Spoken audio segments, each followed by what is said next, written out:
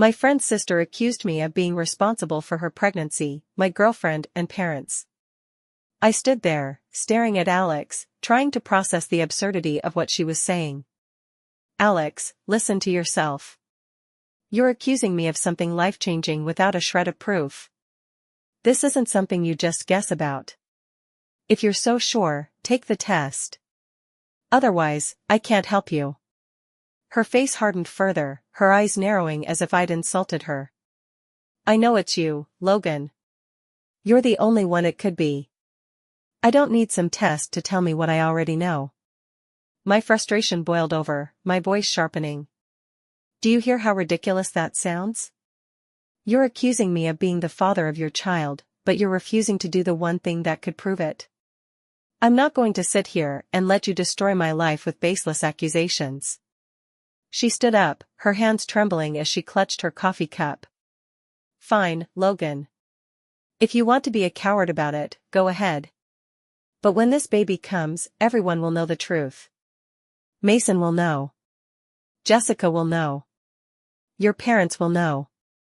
Everyone. Her threat hit me like a gut punch. The idea of this mess spilling over into my personal life, dragging Jessica, my family, and even Mason into it, made my blood run cold. Do what you have to, Alex, but I'm not backing down. I didn't do this, and I won't let you pin it on me. I walked out of the cafe, my head spinning. How had this even happened? The entire encounter felt surreal, like a bad dream I couldn't wake up from. I got into my car and just sat there, gripping the steering wheel, trying to calm the storm of emotion swirling inside me. By the time I got home, I was still rattled. Jessica noticed immediately. Logan, what's wrong? You look like you've seen a ghost. I hesitated, unsure if I should tell her. But if Alex followed through with her threats, Jessica would hear about it sooner or later. I decided it was better she heard it from me. Jess, I need to tell you something crazy, and I need you to believe me when I say I didn't do anything wrong. Her brows furrowed as she sat down across from me. What's going on? I took a deep breath and laid it all out, Alex's accusation, her refusal to take a paternity test, and my absolute certainty that nothing had happened. As I spoke, I watched Jessica's expression shift from confusion to anger. Are you serious, Logan? She's accusing you of getting her pregnant? And you expect me to just take your word for it? I felt a pang in my chest. Jess, come on. You know me. I would never cheat on you. I swear, nothing happened. She crossed her arms, her eyes cold. If nothing happened, why would she say it did? Girls don't just make this stuff up for no reason. Her words stung more than I expected. I don't know why she's saying it, Jess. Maybe she's confused. Maybe she's lying. But I didn't do it. Jessica stood up abruptly. I need some time to think about this, Logan. This is a lot to take in. She grabbed her purse and left without another word, leaving me alone with the weight of her doubt pressing down on me. The next morning, things got worse. My mom called, her voice tight with anger. Logan, what's this nonsense I'm hearing about you getting Mason's sister pregnant? The pit in my stomach deepened. Mom, it's not true. Alex is making it up. I don't know why, but I swear I didn't do anything. Well, she's telling everyone it's yours. Mason called, furious. Your dad, and I don't know what to believe right now. I clenched my jaw, the frustration bubbling over. You don't know what to believe? Mom, I've never lied to you. Why would I start now? She sighed heavily. I want to believe you, Logan, but this is serious.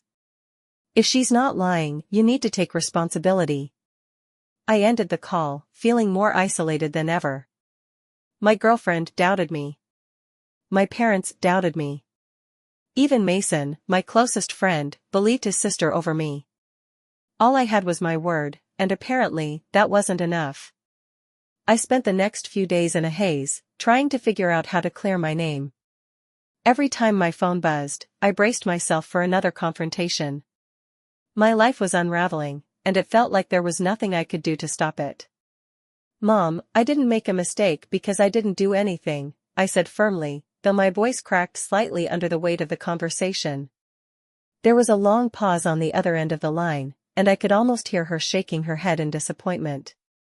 Liam, she began again, her tone softening just a fraction, denying it won't change what's already happened. You need to step up and take responsibility. This isn't just about you, it's about the baby, about Alex, and about doing the right thing.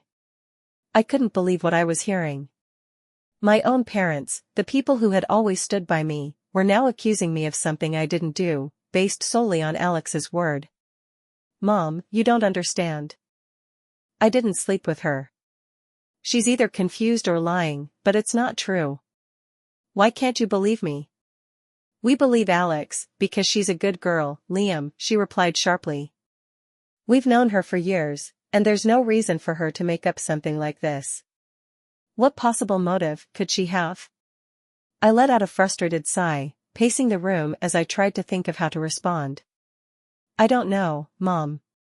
Maybe she's confused, or maybe she's trying to pin this on me for some reason. But that doesn't make her story true. If she were so sure, she'd agree to a paternity test. And if the test proves you're the father, she challenged. It won't, I shot back. Because I'm not. My mom let out a weary sigh. Liam, I think you need to come over so we can discuss this as a family. Avoiding it won't make it go away. I'm not avoiding anything, I snapped, the frustration finally bubbling over. I'm trying to figure out how to deal with the fact that everyone, including my own parents, is believing a lie instead of trusting me. There was a long silence before she spoke again, her voice tinged with disappointment. We'll be here when you're ready to face the truth. I hung up without saying goodbye, my hands trembling with a mix of anger and disbelief. I couldn't stay in the house anymore. The walls felt like they were closing in on me, suffocating me with the weight of the accusations and the betrayal from those closest to me. Jessica was out running errands, so I grabbed my keys and drove aimlessly for a while, trying to clear my head. I ended up at the park, sitting on a bench and staring blankly at the playground where kids were laughing and running around without a care in the world. It was a cruel contrast to the chaos in my life. My phone buzzed, and I glanced at the screen. It was Mason. For a moment, I considered ignoring it, but I knew I couldn't avoid him forever. I reluctantly answered. Hey, Mason. Liam, he said, his voice tense. We need to talk. I let out a tired sigh. Yeah, I figured. Alex is a wreck, he began. She says you're denying everything, refusing to take responsibility. What the hell is going on? What's going on, I replied evenly, is that your sister is lying, or at least mistaken. Mason, I didn't sleep with her.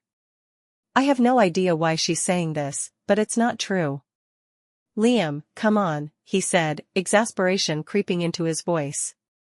You've been my best friend for years. I want to believe you, but Alex wouldn't make this up. She's not that kind of person. And I'm not the kind of person to cheat on my girlfriend or lie to my best friend, I shot back. Why is everyone so quick to believe her, but not me? Because she's pregnant, Liam, he snapped. And she's saying it's yours. That's not something you just pull out of thin air. I pinched the bridge of my nose, feeling a headache coming on.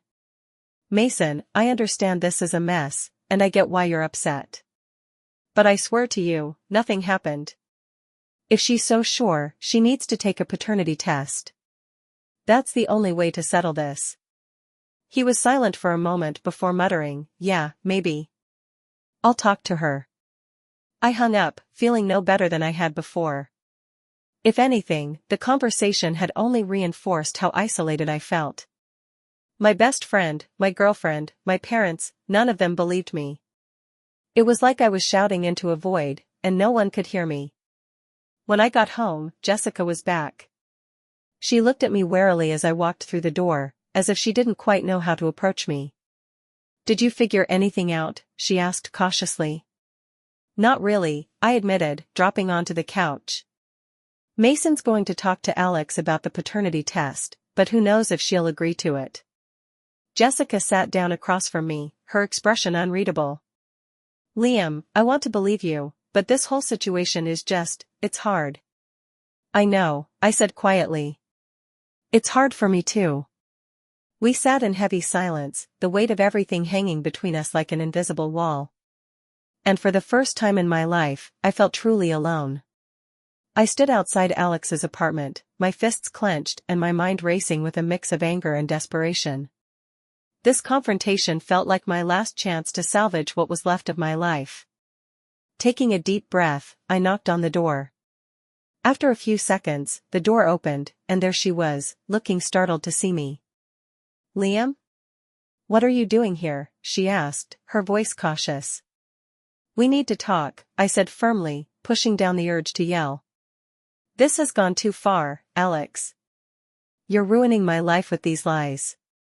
Her expression shifted into something colder, more defiant. I'm not lying, she said, crossing her arms. I told you the truth, and now you're here to bully me into silence? I stepped inside without waiting for an invitation, letting the door close behind me. This isn't bullying, Alex. This is me trying to figure out why you're doing this. Why are you trying to pin this on me when you know it's not true? Alex sighed, shaking her head as she sat down on the edge of her couch.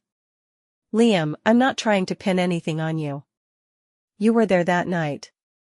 You were drunk. You don't remember, but I do. Her words only fueled my frustration. That's just it, Alex, I wasn't that drunk. I remember leaving with Jessica. I remember the whole night. Nothing happened between us. She hesitated for a moment, her gaze flickering to the floor. For the first time, I saw a crack in her resolve, a tiny sliver of doubt that made me press harder. If you're so sure, then take a paternity test, I insisted. It's the only way to prove who the father is. If you're telling the truth, you have nothing to lose. But if you're lying... I let the sentence hang, hoping the weight of my words would sink in. I don't trust those tests, she muttered, her voice defensive but quieter now. They can be tampered with. I couldn't believe what I was hearing. Tampered with? Alex, that's ridiculous, and you know it. You're just making excuses, because deep down, you know I'm not the father. Who is it, Alex? Who are you really trying to cover for? Her head shot up, her eyes narrowing. I'm not covering for anyone, she snapped. Stop trying to twist this around. You're the one who's lying. The conversation was going nowhere, and my patience was wearing thin. If you're going to keep playing this game, then I'll handle it my way, I said, my voice firm. I'll get a court order for the test. You won't be able to avoid it. You wouldn't dare, she said, her defiance returning. Do you really want to drag this through court? Think about what that'll do to your reputation. To your family. I stepped back, shaking my head in disbelief. You've already destroyed my reputation. My parents think I'm a monster. Jessica doesn't trust me anymore. Mason won't even talk to me. What else do I have to lose, Alex? Her silence was deafening, and for a moment, I thought I'd finally gotten through to her. But then she stood up, her expression unreadable. You should leave, she said quietly. Fine, I replied, my voice tight. But this isn't over. I'll do whatever it takes to clear my name, Alex. You've left me no choice. As I walked out of her apartment, I felt a strange mix of anger and determination. Alex wasn't going to make this easy, but I wasn't going to let her lies destroy me. One way or another, I was going to prove the truth, even if it meant going to court. Back in my car, I sat for a moment, staring at the dashboard. This fight was far from over, but for the first time, I felt like I had a plan. I wasn't going to let Alex win. I wasn't going to let her lies define me. Tomorrow, I'd start taking the next steps, hiring a lawyer, filing for a court-ordered paternity test, and doing whatever it took to rebuild my life. Because no matter how hard Alex tried to tear me down, I wasn't going to give up. She brought her hands to her mouth, her voice trembling. Oh, Liam. I'm so sorry. My dad, however, stayed silent, his face unreadable. I stepped further into the room, holding up the official document. "Here's the proof," I said, my voice firmer than I expected. "I told you I was telling the truth. I didn't lie, and I didn't do anything wrong." My mom stood up, reaching for the paper with shaking hands. She read it, her lips quivering, before passing it to my dad. "We were wrong," she whispered, her eyes locked on mine. "We should have believed you. Can you ever forgive us?" I wanted to feel relief, maybe even vindication, but all I felt was an overwhelming sense of exhaustion. "You didn't even give me the benefit of the doubt," I said, my tone sharper than intended. "Your first instinct was to believe Alex, not your own son." My dad finally spoke, his voice gruff. We didn't know what to think, Liam. Alex seemed so sure, and we've known her family for years. It was a mistake, a bad one, but we were trying to do what we thought was right." "Right?"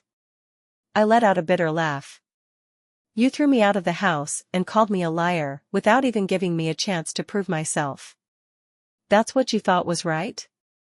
My mom reached out as if to comfort me, but I took a step back. "Liam, please. We were wrong. We see that now. We'll do whatever it takes to make this up to you." I shook my head, trying to keep my emotions in check. "You can't just erase what you said and did. You didn't trust me when it mattered most. That's not something I can just forget overnight." My dad stood, his shoulders slumped. "You're right. We failed you. But you've proven yourself, and we want to make it right. Come back home, son. Let's start over." I hesitated, the anger and hurt still raw, but part of me wanted to believe they were sincere. "I'll think about it," I said finally. "But don't expect things to go back to how they were." "Not yet."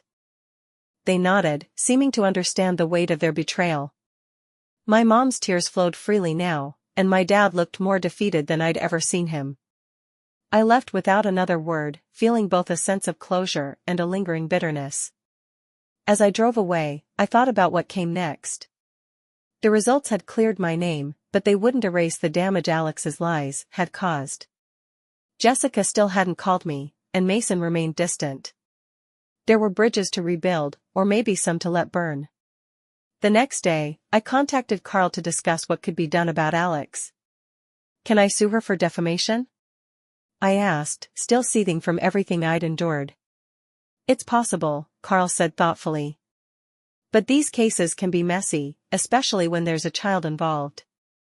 If you're serious about pursuing it, we can look into it, but be prepared for a fight." I thought about it long and hard. Part of me wanted to make Alex pay for the hell she'd put me through, but another part of me just wanted to move on. In the end, I decided to wait and see how things played out. A few days later, I got a text from Mason. "Can we talk?" it read. I hesitated, my thumb hovering over the screen. After everything, I wasn't sure if I was ready to face him. But curiosity, and maybe a sliver of hope, won out.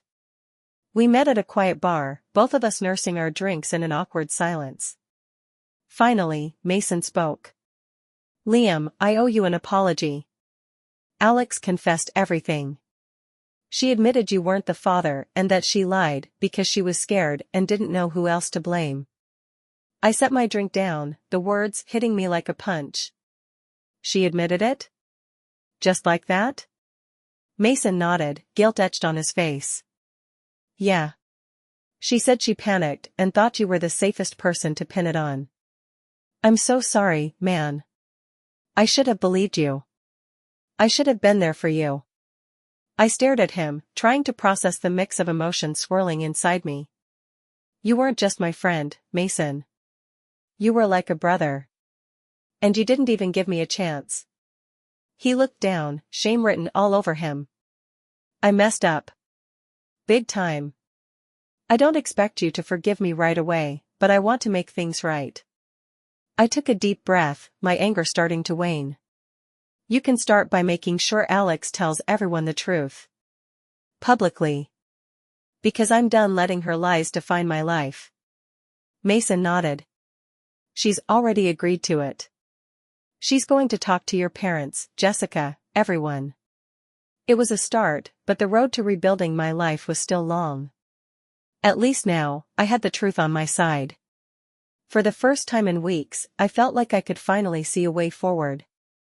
But life had one more curveball to throw my way. It started with a random email one morning. The subject line simply read, "I need to talk to you." I opened it cautiously, half expecting another wave of drama.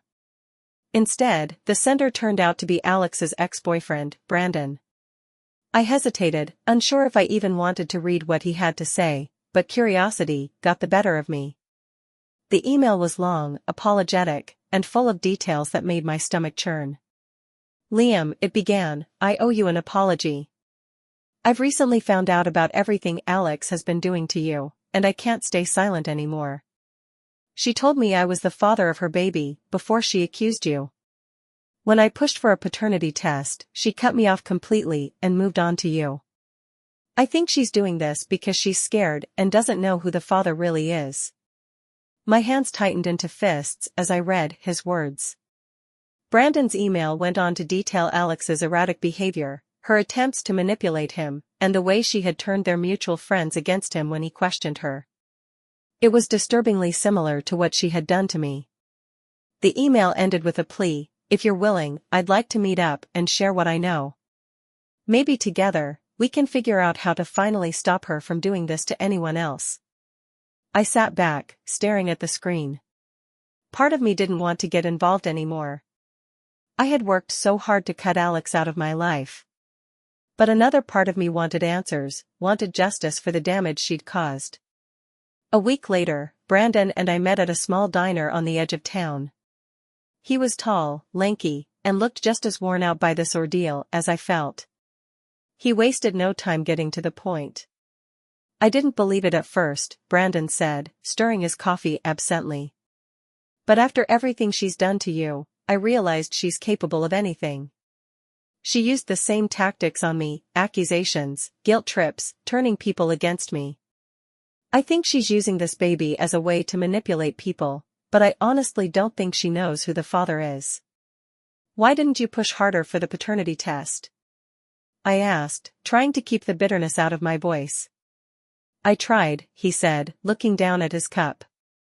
"But she threatened to accuse me of all kinds of things. I didn't have the resources to fight her. So I walked away." We spent the next hour sharing stories, piecing together the web of lies Alex had spun. By the end of our conversation, I had a clearer picture of the person she truly was, a master manipulator who thrived on control and chaos. Brandon mentioned he had already started talking to a lawyer about his own case against Alex. "Maybe if we both come forward with everything we know, we can stop her for good," he said. I nodded, feeling a flicker of hope. Maybe this was the closure I needed. Over the next few months, Brandon and I worked with our lawyers to compile evidence against Alex. We gathered emails, text messages, and witness testimonies from others she had manipulated. It was a slow, grueling process, but I was determined to see it through. When the court date finally arrived, Alex looked shocked to see both Brandon and me standing together. For once, she didn't seem so confident. The evidence we presented was damning. Alex had lied to multiple people about the paternity of her child, manipulated friends and family, and caused irreparable harm to those she targeted. The judge ruled in our favor, granting Brandon and me the legal victories we had been fighting for. As I walked out of the courthouse that day, I felt a sense of relief I hadn't experienced in months. It wasn't just about winning, it was about reclaiming my life and proving that the truth could prevail.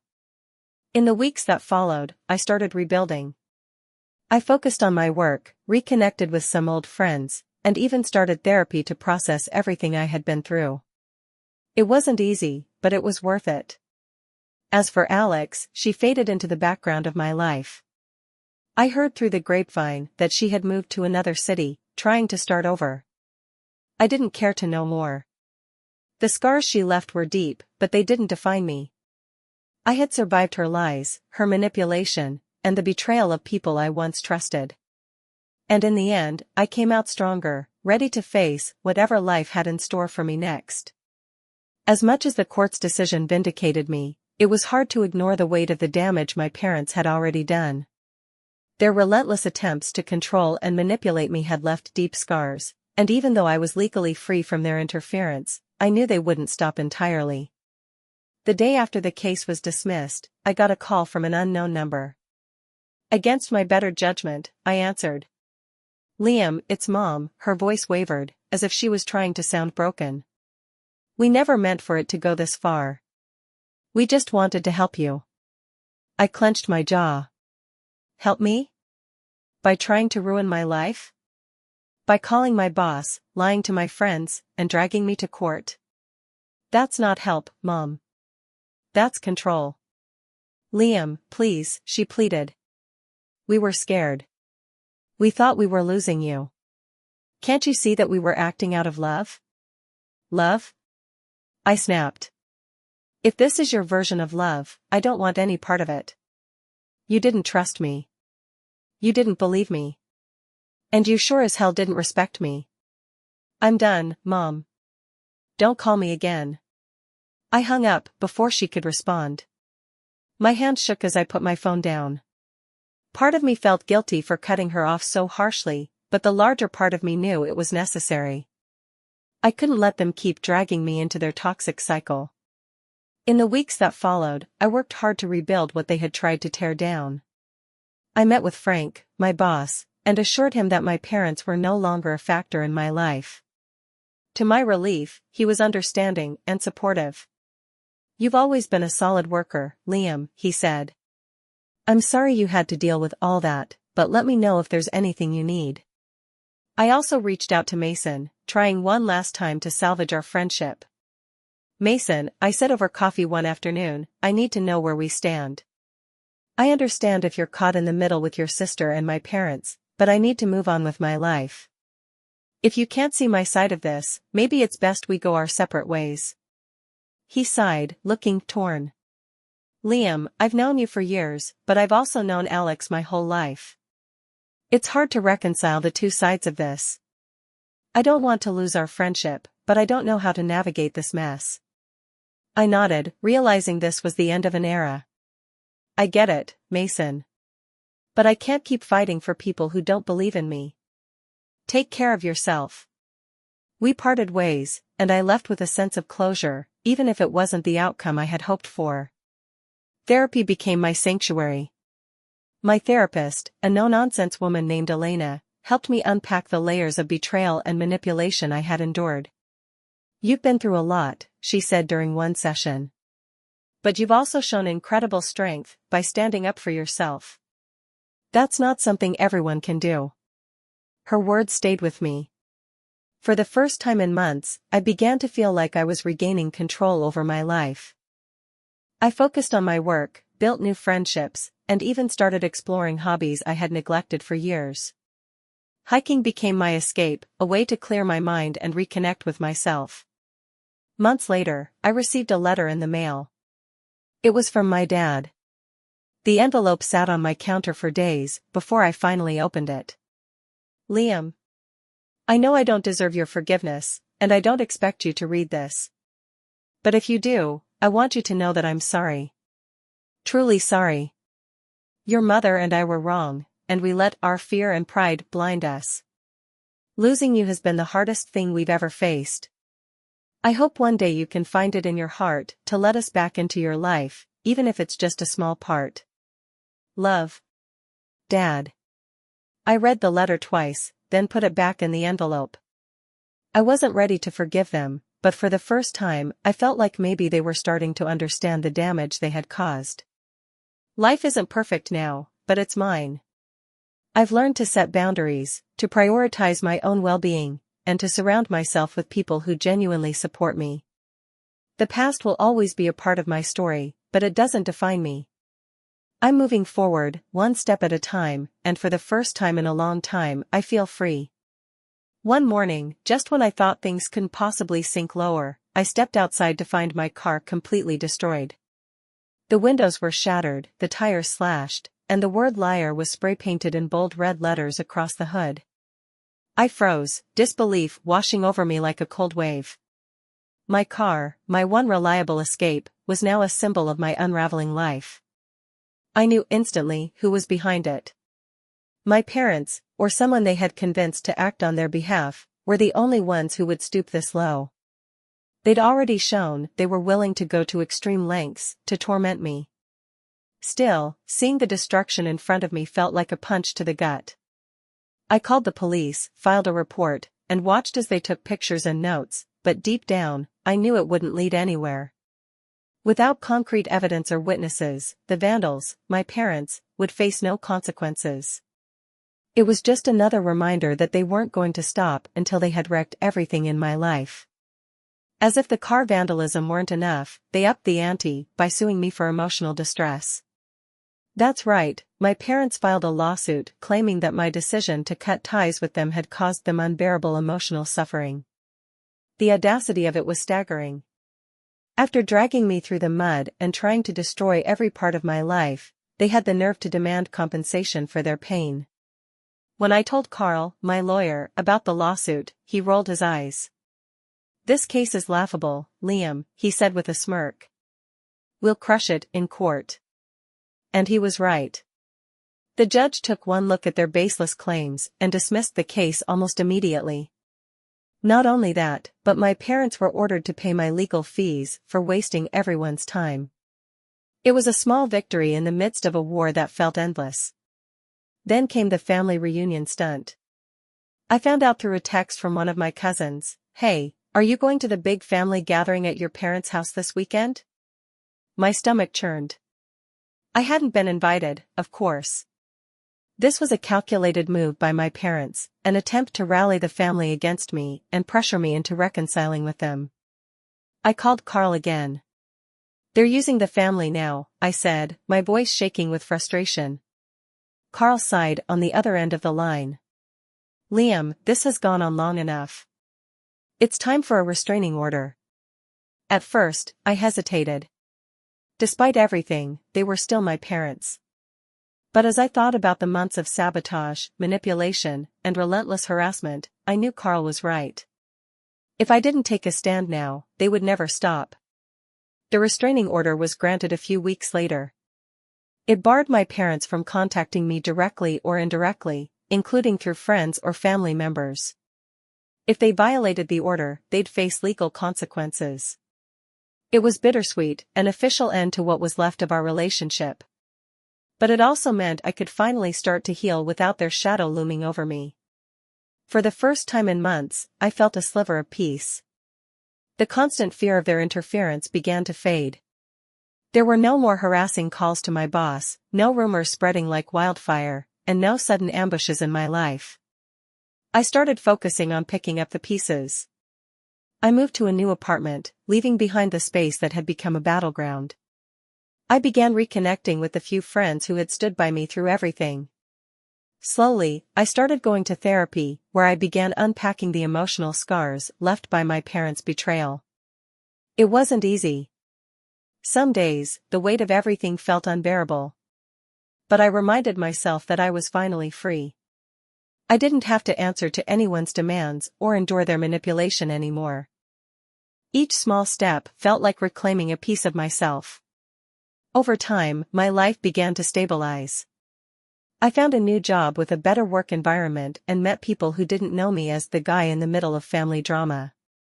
I discovered hobbies that gave me joy and purpose: hiking, photography, and even cooking. For the first time in years, I felt like I was living for me. Of course, the pain didn't vanish overnight. I still grieved the loss of my family, even though I knew cutting ties was the right decision. The memories of their betrayal lingered, but they no longer defined me. Therapy helped me see that sometimes, the people who are supposed to love you the most can cause the deepest wounds. And walking away isn't weakness, it's survival. Looking back, I realized that the most important thing I gained from all of this wasn't freedom or peace, it was myself. I had rediscovered who I was beneath the weight of their manipulation and expectations. I learned to stand up for myself, to set boundaries, and to prioritize my own well-being. My parents' toxicity had tried to break me, but instead, it forged a version of me that was stronger, wiser, and more resilient. I had survived the storm, and now, for the first time in my life, I was free to live on my terms. Despite the scars, I found peace in knowing that I had done what was necessary to protect myself. And for that, I had no regrets.